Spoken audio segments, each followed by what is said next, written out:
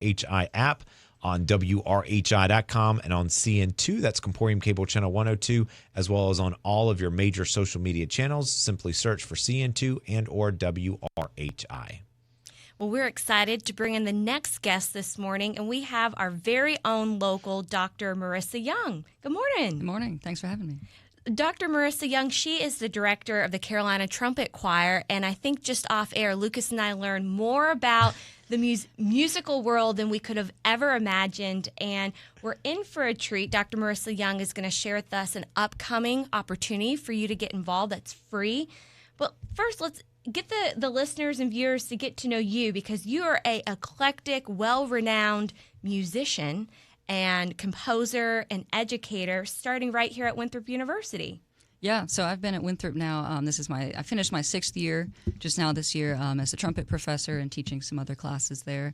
And so I also teach a research writing course there as well in arts administration.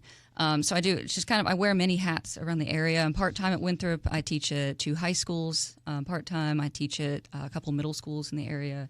And a lot of that is private trumpet teaching. It's like how I make my whole living is performing and teaching the trumpet. So, but yeah, I teach, students from basically I've taught even into like the 4th grade age all the way up through. I've had students who are in their 60s. So it just, whoever comes to me and wants a lesson or whatever. But and I perform a lot too on the side. So I do a lot of chamber music, which is what this is. The Carolina Trumpet Choir is playing with just smaller groups of instruments. I play with the Charlotte Symphony.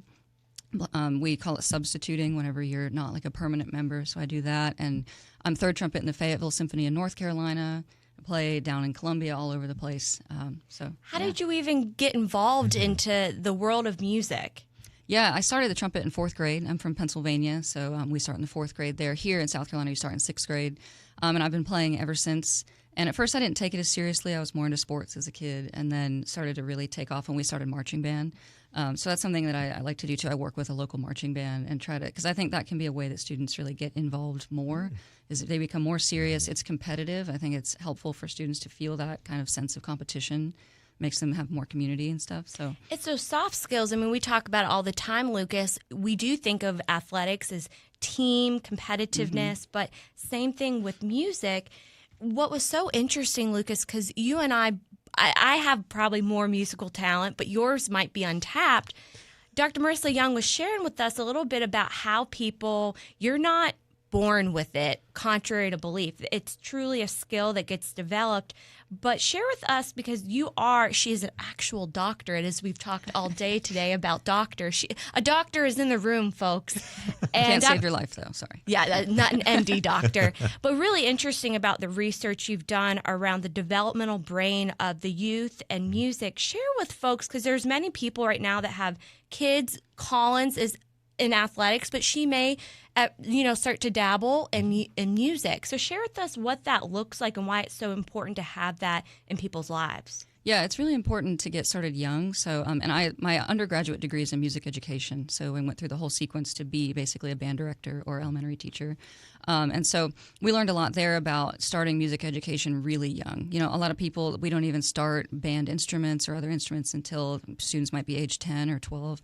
And really the research shows it's from birth to about that point that you're born with, your ears are sponges. We talk about that with learning languages, learning music, that we're really meant to learn that earlier. And then that's where we kind of get that skill from, is that young age. So the sooner that we can get that out there, and that's why it's so important to have, young music education in the schools, even in pre-K. If we can get more of that going, then students have a better chance at being successful later. Like, I doubt, a 4-year-old can hold a trombone properly, right? So we're not going to give them one of those. But if we can get started with singing and rhythm things and, trying to get them moving, then when they are old enough to play a larger instrument or something, they're ready to do it because their ear is developed for that. So then the skill aspect is really from you doing the hard work. It's from the practice, that 10,000 hours thing.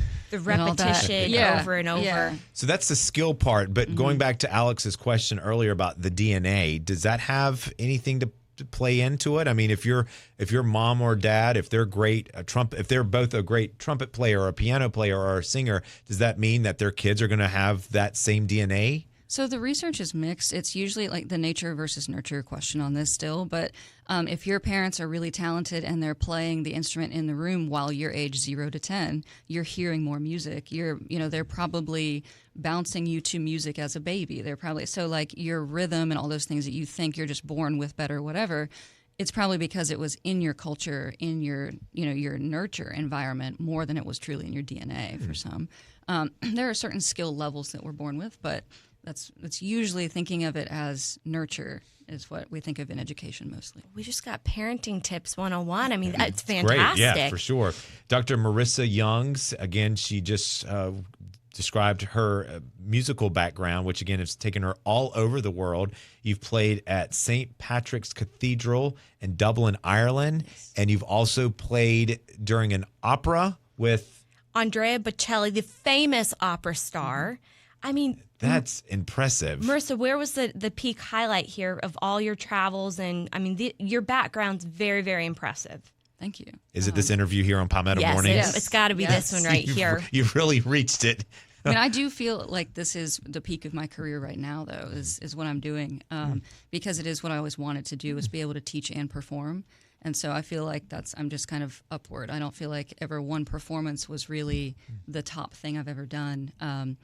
Some of the things I like more actually are one time, if you know the banjo player Bella Fleck, I performed with him on stage, and then I just did a set with the Kruger brothers about 3 weeks ago. So like mixing bluegrass and things like that with classical music, things that you never would hear together. I did a David Bowie concert where it was a tribute where they used all his music and his original saxophone player was on it with the Charlotte Symphony. Like things like that are more interesting to me almost because more people who wouldn't be interested in classical music are now hearing classical instruments. Which I think that's a great segue into the journey that's going to happen this Sunday, May 19th. The Carolina Trumpet Choir, Dr. Marissa Young, the director of this group, will be performing a free performance at the Winthrop Recital Hall. And it's a charity event helping support Pathways Community Center, near and dear to my home. But Marissa, take folks a little bit through that journey of what they can expect, what the day is like. It's only an hour from 4 to 5 p.m. So share a little bit about the event. Yeah, so we start at 4 o'clock, and the recital hall at Winthrop is not that large, and we're going to have about 30 trumpet players. And so all different types of trumpets. So most people only know of what we call the B-flat trumpet, which is what you learn in the 6th grade or when you play in band. We have C trumpets. We have piccolo trumpets that play up the octave, so higher. Then there's E-flat trumpets, even it's about a little lower than that. And then we have flugelhorns, we call them, that are like a much warmer tone. And we're actually going to have a bass trumpet, which plays down the octave toward like more of a trombone range, but still looks like a big trumpet. And we'll have percussion. So we're going to have all of that in this hall. And so we do provide earplugs at our concerts when they're indoors, just in case. But, just because, to be funny, it's just that loud in that space. It could be, especially for someone with really sensitive hearing or, sensory overload or something. But so it's going to be loud. But we also are, we're going to tame it down a little bit, and we're going to have some other things. So it's going to open very loud with like a big fanfare from Verdi, who's a famous opera composer. So we'll move from there. And then it goes into a lot of genres, actually. So we're going to have a traditional spiritual, sometimes I feel like a motherless child. That's going to feature some really nice warm sounds, lower. We have a lot more like flugelhorns in that and some other things softer.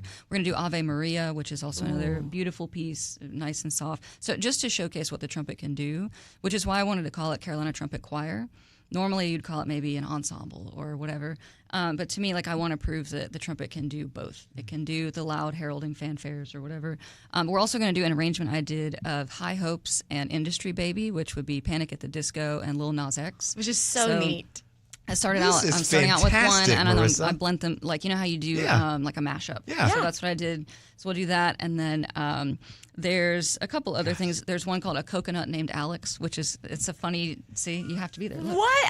I'm gonna be there. Is that her one role in the production? Does she come out on stage dressed as a coconut? Yes. Or wearing coconuts? I can introduce you before or after that piece when you talk. That's actually fantastic. All right, we'll do it. She didn't even tell me this. Oh, I love it. Surprise. There you go. That's great. Yeah. How cool. Yeah, Alex, we'll introduce that. Yeah. You're a big Claim to fame now. Now that's going to be your apex mountain. Yes, the highlight that's of your career. Well, we're so excited with Dr. Marissa Young here. And for folks that want to come out this Sunday, it's 4 to 5. Again, it's free.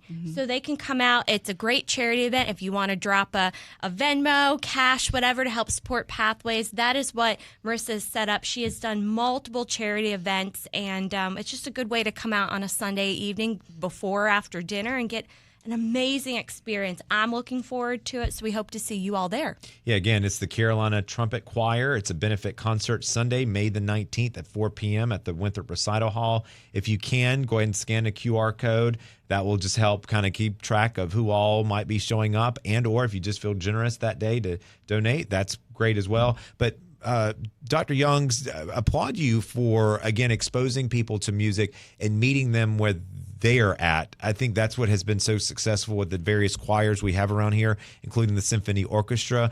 A lot of times, if you don't feel like you know the music or you can't understand it or talk about it, then you don't go because you don't want to be ignorant. But you found ways, it sounds like, to meet people where they are and bring them in that way through another door, and then they can enjoy it, and then they probably will realize that's a trumpet, that's also a trumpet, or that's, you know what I'm saying? It's just really exposing them instead of just a traditional concert. Nothing wrong with that either, but if you can, you know, branch out and reach more folks, I'm sure that's what you would love to do. Hopefully a lot of the young ones out there, middle, high school, great. who want to follow your career tracks can come out Sunday because, again, you do some great consulting on the side and help develop. Even our very own Ryan in the studio had a class with you. So. Perfect. All right, well, check them out. Again, her name is Dr. Marissa Youngs, and we certainly appreciate